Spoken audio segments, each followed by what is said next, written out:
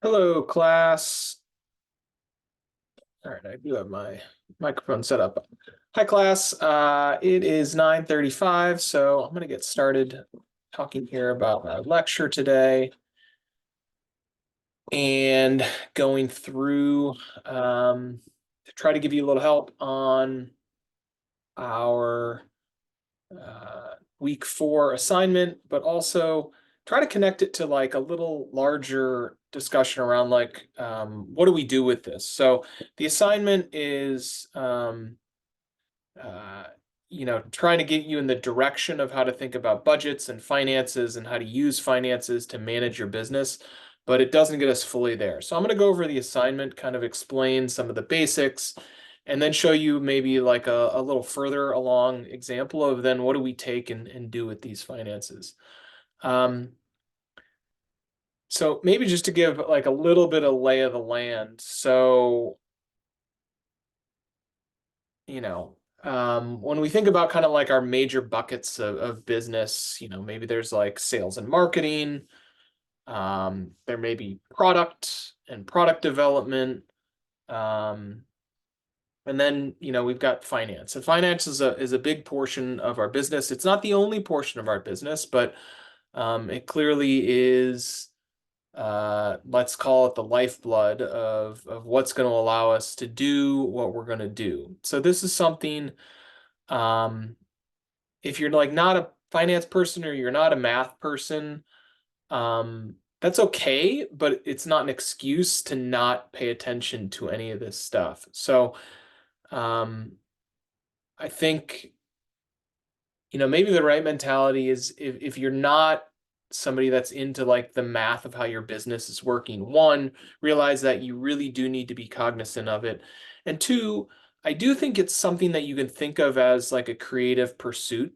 So, how we bucket things, how we think about how our business progresses financially, it's not it's not as like nuts and boltsy as it's presented. There is a little bit of like creative freedom in this. So hopefully if you're the type of person that, approaches business from a more creative aspect and, a little maybe ethereal, hey, I just want to, think about the customer, maybe think about finance as a little bit of a creative pursuit might help you. I hope to like showcase that a little bit here. I know that's like a high concept, but maybe some of that'll rub off on you. Anyway, I'm gonna get started about the assignment here. So obviously our week 4 is our budget activity, and there's some instructions and stuff here if you want to dig into these links. Um, I think the best thing to do here is if we come to the home page and we see assignment 2, our sample budget, that's what you're going to really want to take a look at. And if you open that, basically what that'll open to is our business cash flow budget. All right. So what you're going to want to do here is if you go to File and make a copy, that'll make a copy of this file that you can edit. Don't request edit access on this. I want you to make your own copy. So I'll walk you through what we're going to do here, and then from this, I'll springboard off onto talking about budgets in general and how we kind of roll this forward into thinking about our business planning long term and how we operate from this type of statement. So this is a statement, I like to think about, especially early businesses. Cash flow is really important. So, you might have heard about like, you've got your P&L, which is a product and loss statement. You've got your balance sheet. There's these different types of financial statements. This is a really simplified statement for really thinking about the inflows and outflows and really thinking about your business from a cash perspective, especially a small business. If you don't have money in the bank, um, you know, you basically can't operate. We're not living in a world where banks are giving loans to small businesses right now. So really cash is really important, understanding your cash constraints, understanding, you know, uh, how to project out what's going to happen to your cash is really important. So I think from a small business perspective, really considering cash and operating from a cash standpoint is important to being successful. So if you read through these instructions, what you're going to see is, number one, it's going to ask you to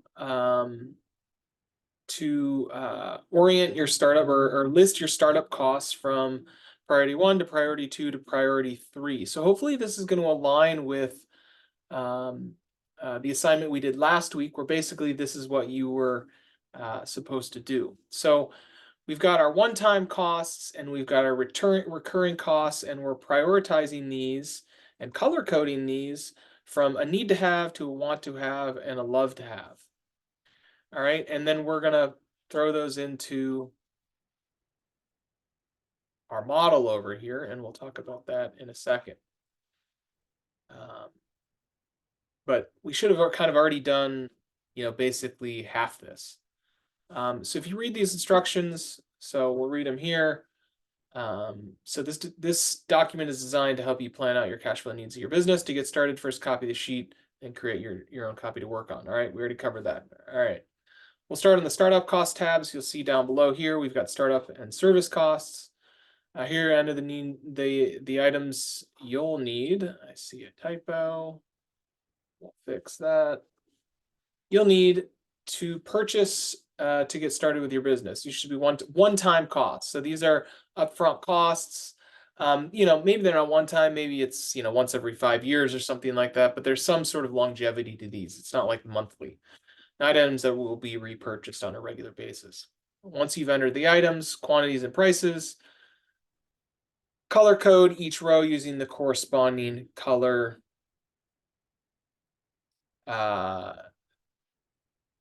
to its necessity to the business.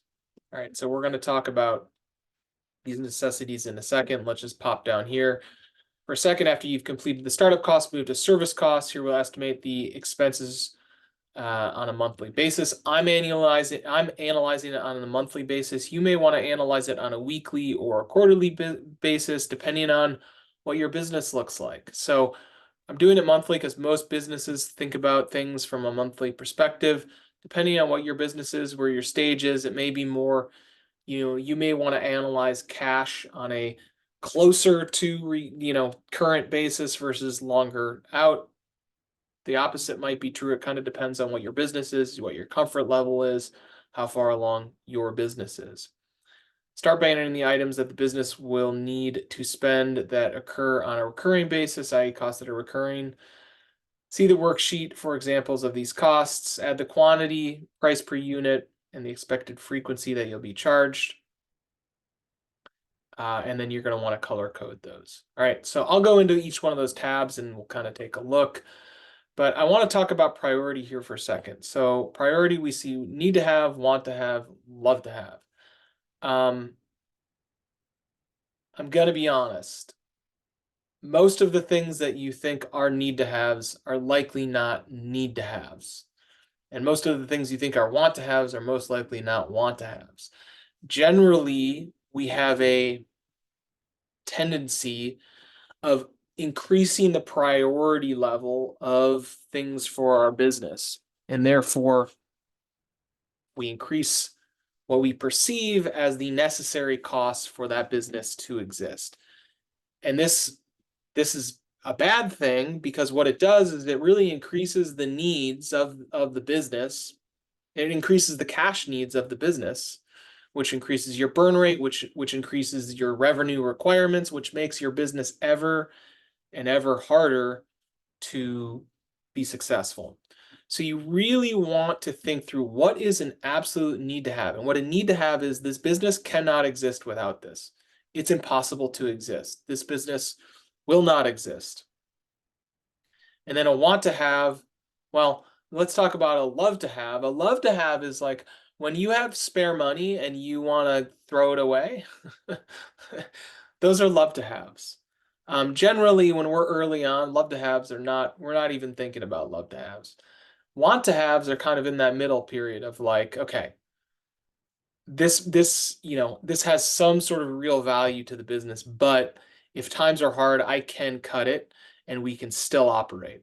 So those are the things you want to identify. Those are the things on the border of like, how do I think about this? Is this, I don't know, this is a knife's edge on whether or not like I need to have it. So priority twos, we probably want the fewest priority twos because those are the items that like, hey, if we can figure out how to fit this into the budget, we would really want to have it. So we want to,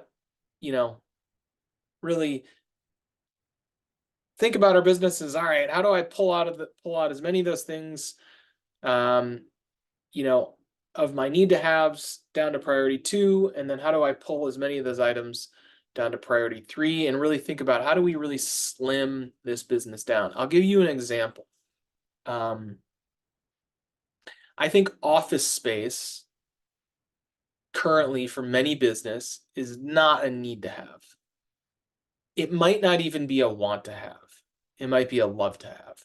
And the reason I say that is today, business, a lot of business, the majority of business can be conducted virtually. Now, that has all sorts of, implications to it, right? It means we need to operate a certain way. It means we need to present ourselves a certain way. It means we need to attract customers in a certain way. It need to project expectations a certain way. So if I don't have an office, like an office I'm renting, that it has certain implications for the business. But if I can move an office from the need to have into the want to have or love to have space, man, from a cash flow perspective, I've freed up all my costs. And I would much rather pay for a, $9.99 a month Zoom subscription than I would a $1,200 office rental space. Now, if somehow you're able to cover the costs and the marketing cost is worth it, maybe that bumps up in priority. If you can justify that cost and it does something for your business, that's great. But from a true operations standpoint, I think today it's very difficult to justify the cost of an office as a need to have. Okay, so that's like an example of how we really want to think about costs and be like, hey, could this business exist, without this cost? If we think about our childcare business, and I think if you look, I think the pitch deck is on here, right? Yeah, the business pitch deck. If you look at that sample business pitch deck, you'll see in the prototype tab that this childcare business operates in a public park, no cost. So what they did, that business analyzed and said, hey, is a building, is a space, a cost that we need to take on? Is a building a need to have? And their answer was no, because they could figure out how to construct the business in a way to shift that cost away from the business.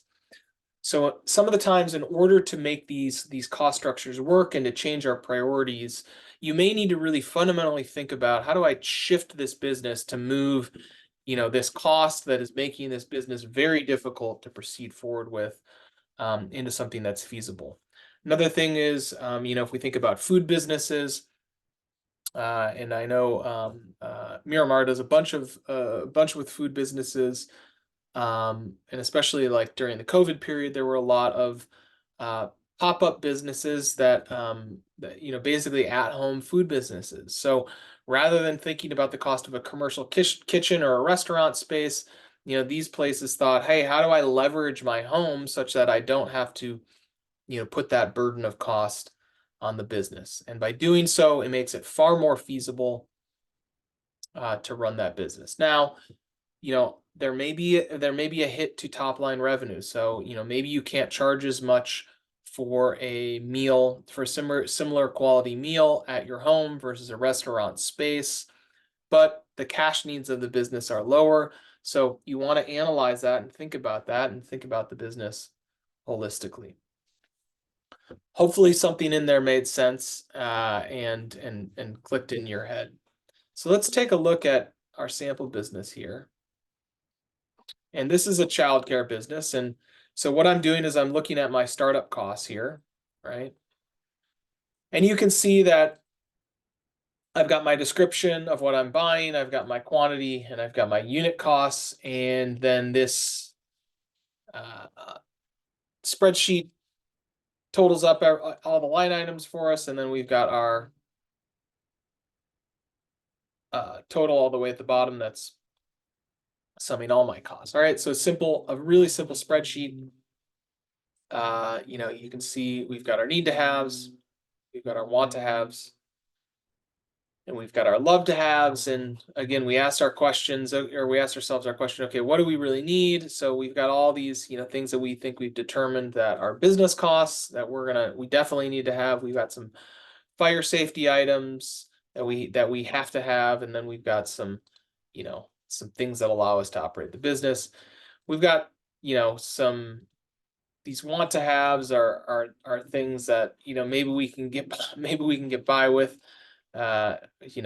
Maybe we don't need a computer and a printer. Maybe we can handwrite things or stuff like that. Again, this is a fictitious business and being analyzed in a certain way. But you can see that we've color coded, we've prioritized our items. And then what we're going to want to do is when we analyze this, and we'll show the analysis in a second here. If this isn't working for us, so we're going to need to put up $5,819, right? That's our upfront cost to simply get this business off the ground. So that's our month zero costs, our $5,000, okay, or $5,800. So that's what we need, again, in cash in the bank to drop on day one to start this business. Now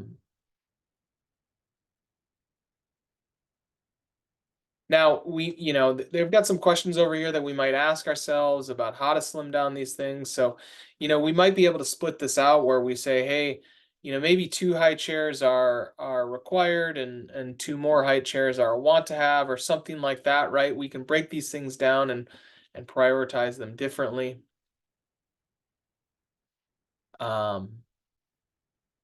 So we may want to ask ourselves some different questions. Why just 2 cribs? I don't know. That's what we came up with as far as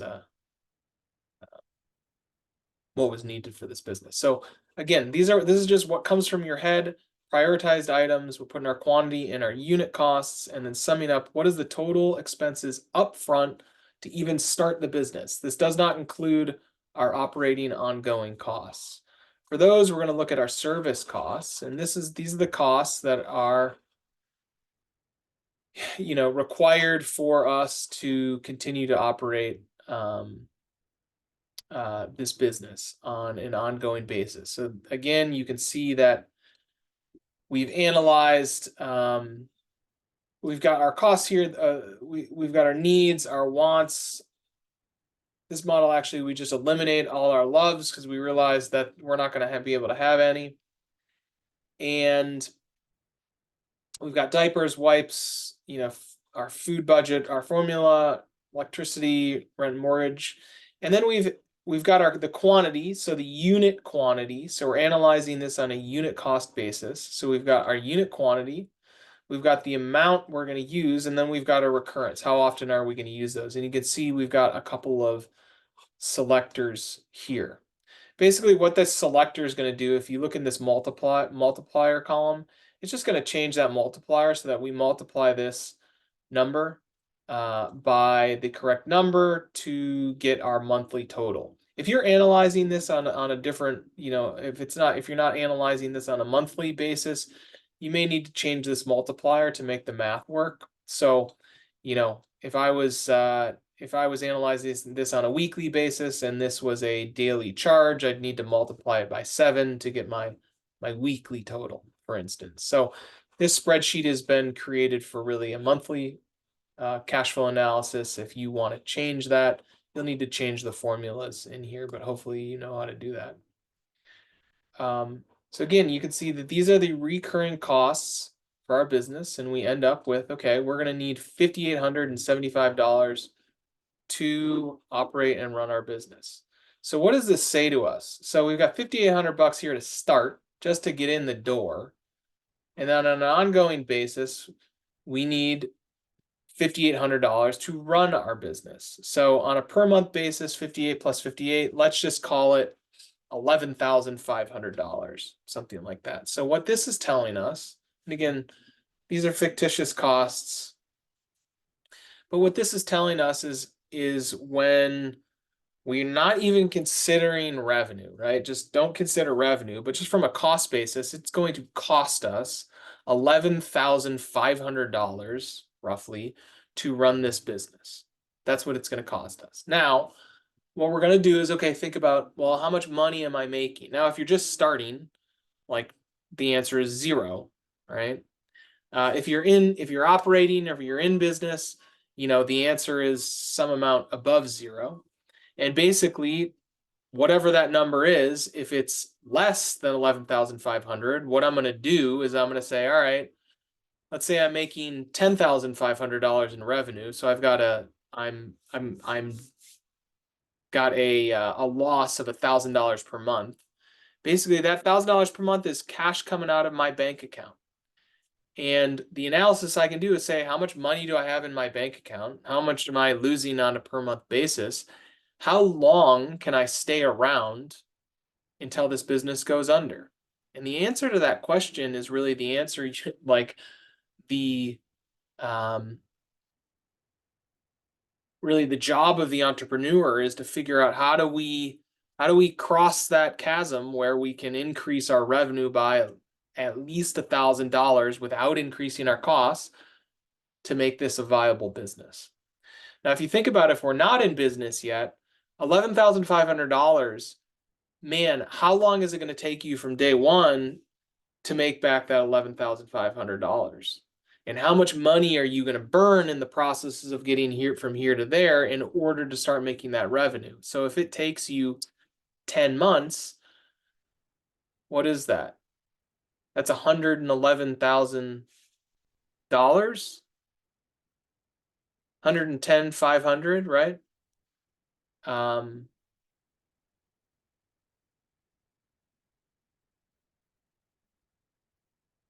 You may reconsider whether or not you're able to make that business go, and if it's worth it and viable. So that's why we really want to think about costs. We really want to get skinny on our costs, and we really want to figure out, how do I make this business operate as cheaply as possible? Because if you can pop to profitability, popping to profitability enables the business to grow, because we can take that profit and we can funnel it into activities that grow our revenues, i.e. sales and marketing activities. Okay, so I'm gonna hop to an example of, okay, what do we, now that we've analyzed our startup costs, i.e. our fixed, and our service, i.e. our variable costs, how do we combine those together into a business model that then we look at and we analyze as we grow our business? But this is really step one. We want to put down our fixed costs. We want to put down our variable costs. We want to analyze those costs on how important are they to the business, and everything that doesn't need to be there, get rid of. Get it out of there. Don't put it on the model. And really analyze the business critically over and over and over and over to make sure that at all stages of your business, you're being as efficient with your dollars as possible.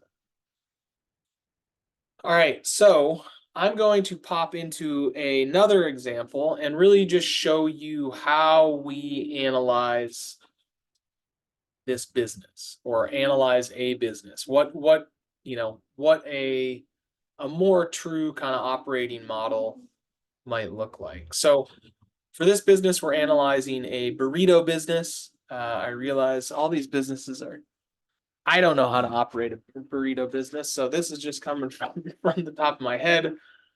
But hopefully it'll be an example you can connect with. So we've got our fixed costs here. These are, again, one time. So we've got cooking equipment, uniforms, and tables and chairs, and we know that we're going to need to spend $65 up front. And then we've got some variable, quote unquote, upfront costs. which is our rent for both the building and equipment. So you can see we've got, some cooking equipment here, and I've got some rental equipment down here. Insurance, that's when they take place, and we get charged an annual basis. So what this is saying is, just to get started, before even really buying any materials of for the food, we're spending $44,500 on an annualized basis. So again, to try to get through a year. Depends on how you want to analyze that, but I'm saying, hey, I'm starting this thing from zero. I want to give myself at least a year to be able to give this thing a go. So that's why I analyzed it on a annual basis. So that means we need $48,950 if I put in a 10% contingency to get this business off the ground. So the next thing we're going to do is we want to look at our unit analysis. All right, so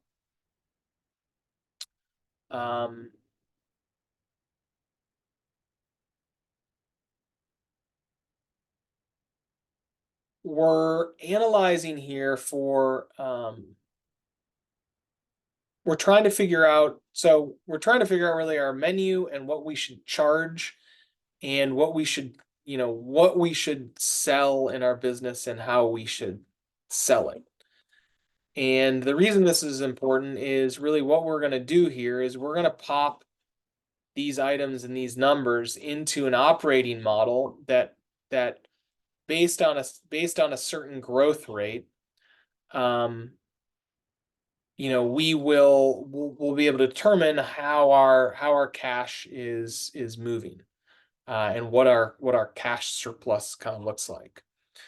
So on this unit analysis, what you can see is I've basically analyzed each type of burrito. So I've got 4 types of burritos: a steak, a chicken, a veggie, and a mega burrito. And I have determined what needs to go into each one of those burritos. So for a steak burrito, I've got 1 unit, whatever that might be, of rice or of beans, 1 unit of rice, 0 units of chicken, 2 units of steak, and 1 unit of veggies. Same for the chicken. The veggie is obviously all veggies, and the mega burrito is 1 of each. And then I've got my unit costs. So I've got my unit cost analysis. If you think about our unit cost analysis, that's kind of what we had here.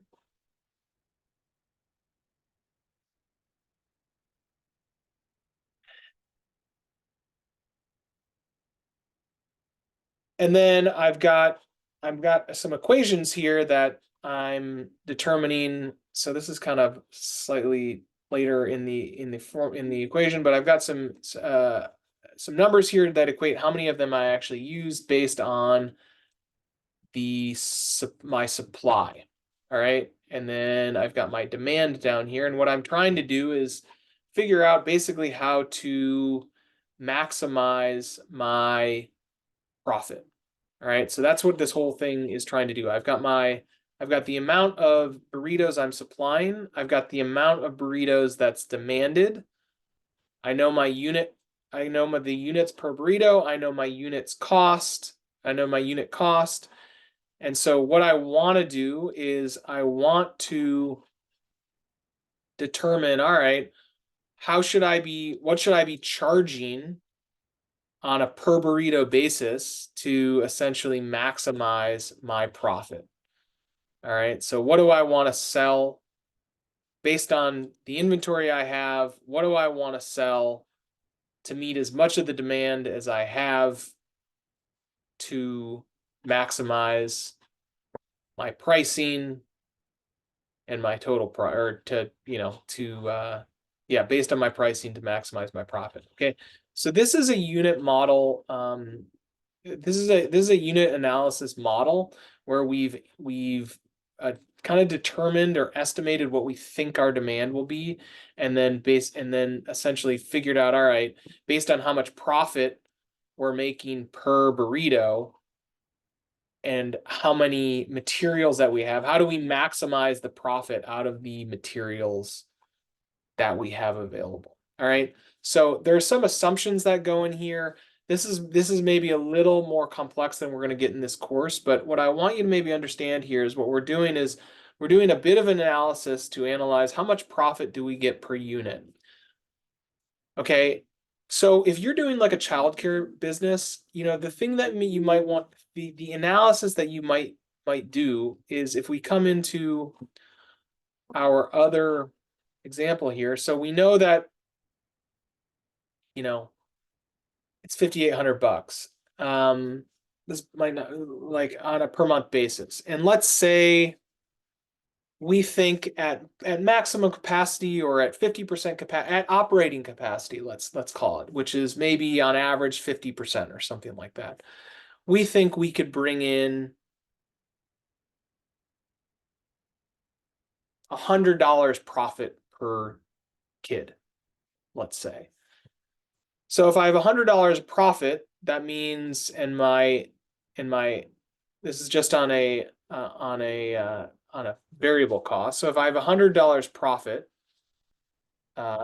if I take my per month costs and I divide it by 100, what that means is I'm going to need, if I had 58 kids and I charged them $100, I'd make that $5,800. So basically, I'd need to charge 58 kids $200 to make $100 profit per child. All right, so there's my unit analysis. I can figure out, all right, I need 58 kids, $200 profit.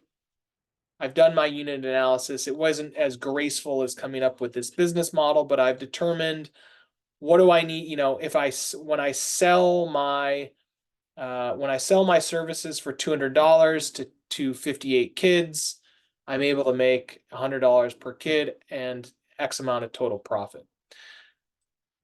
So that's a simple analysis that we can do. So here's the reason that's important. What we're going to do is we're actually going to analyze our business over a multiple period of time.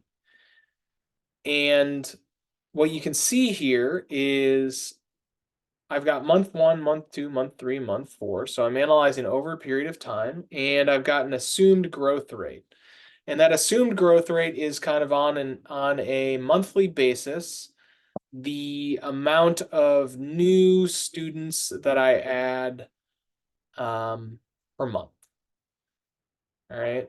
So we're going to take a look at month 0, month 1, and then I'll describe how this thing grows. So in month 0, like I said, we want this business to last we at least want to give it a year.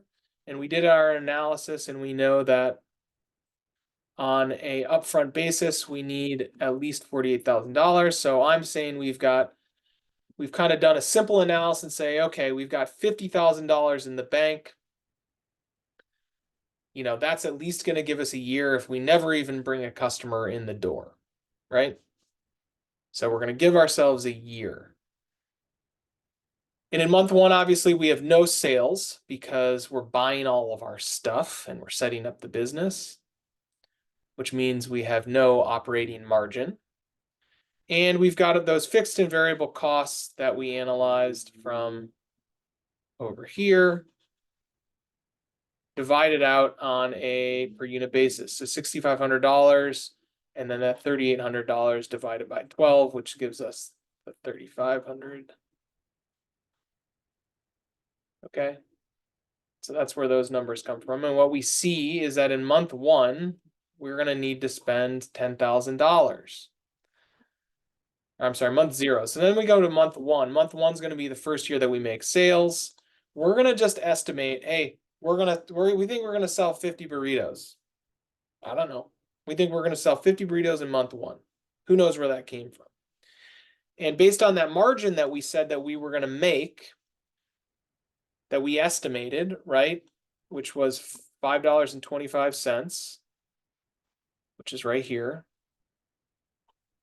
we're going to make $262.50 in profit.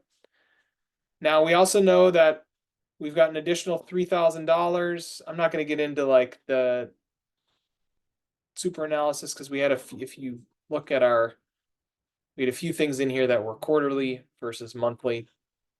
So that's why this variable cost is fluctuating between 3,000 and 3,500.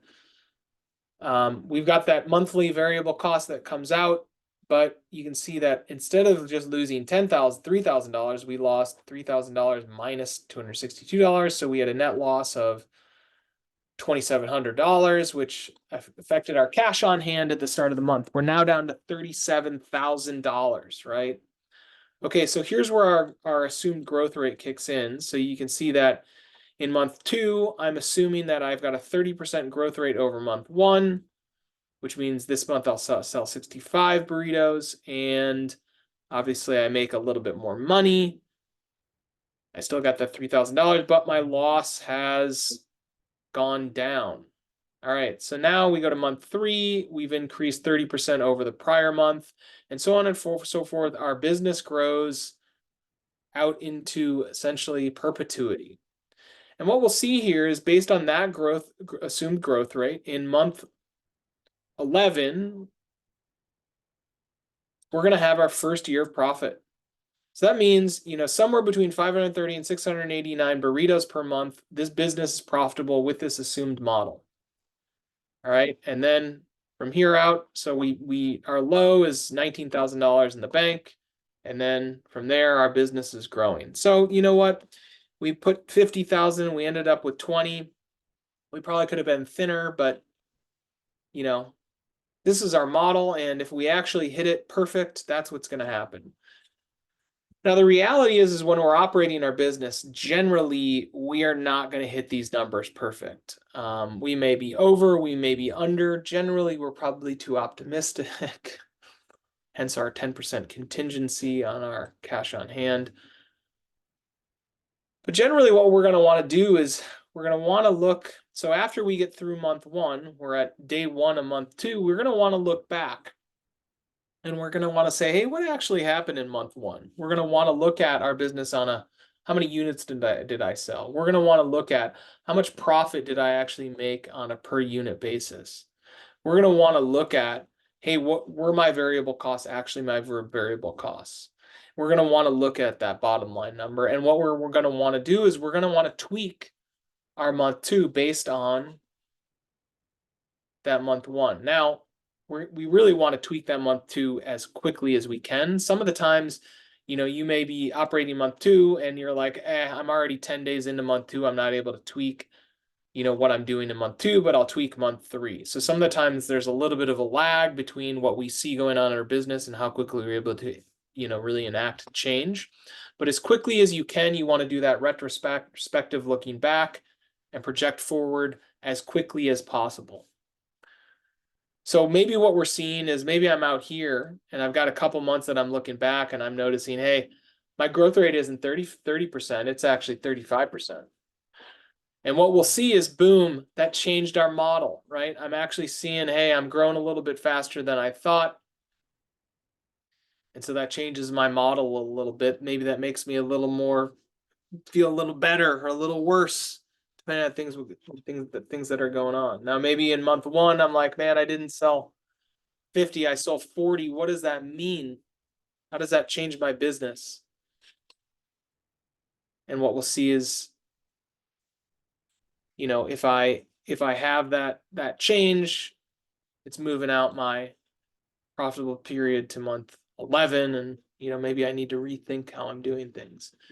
So this is a really simple model based on one simple growth rate. This is very simple. We can get very complex with these things, but that's how we want to think and build and use a model. We use a model to simplify our business and be able to compare it to, okay, this is what I think is going to happen, and this is what actually happened.